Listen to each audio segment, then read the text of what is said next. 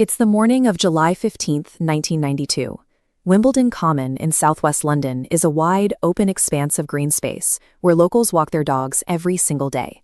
23-year-old Rachel Nickell is taking her usual route through the park. She has her dog, Molly, and her 2-year-old son, Alex, with her. Somewhere along a secluded stretch of the Common, a man is waiting. He attacks without warning. Rachel is stabbed 49 times, right in front of her own child. A passerby finds them a few minutes later. Young Alex is clinging to his mother, begging her to wake up. The killer disappeared into the trees. He leaves no witnesses, he leaves no weapon, and almost zero forensic trace. A young mother murdered in broad daylight creates instant, immense public outrage. With an empty crime scene and an entire country watching, the Metropolitan Police are placed under a dangerous amount of pressure to produce a suspect. Lacking a clear forensic trail to follow, investigators turn to a different strategy. They focus on psychological profiling, building a behavioral and theoretical outline of the kind of man they think committed the crime. They eventually land on a local resident named Colin Stagg. He's a quiet, socially awkward man who often walks his dog on the Common, alone.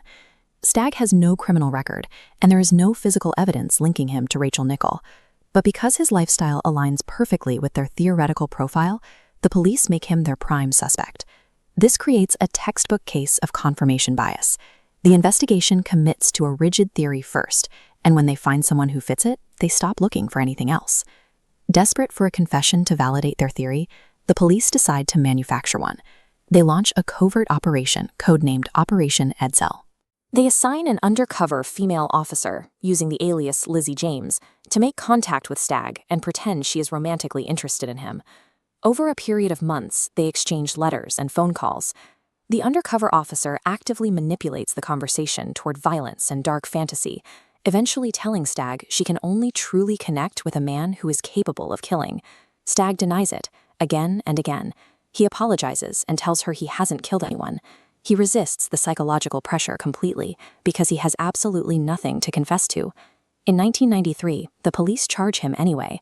The investigation crosses the line from searching for evidence into gross entrapment, deciding that if the facts won't support their theory, they will engineer a scenario that does.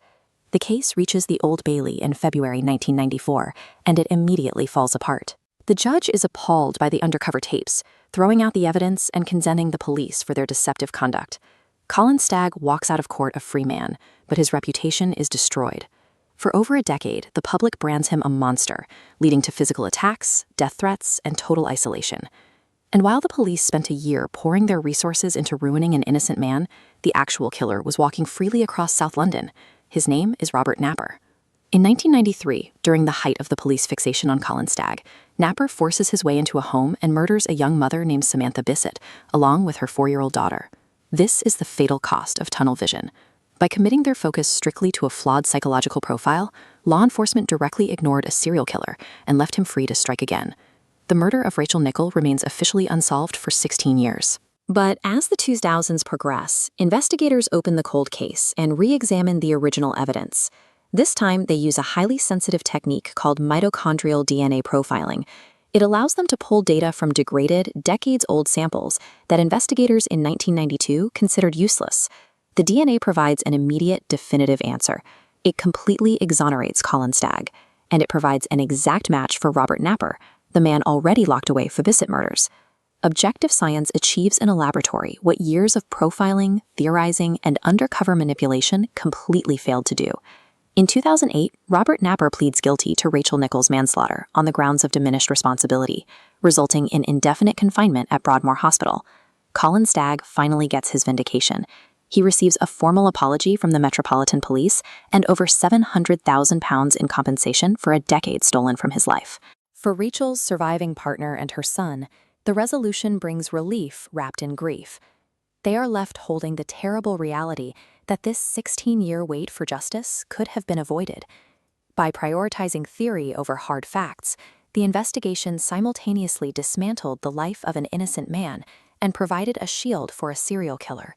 It proves that empirical evidence is the only safe foundation for justice.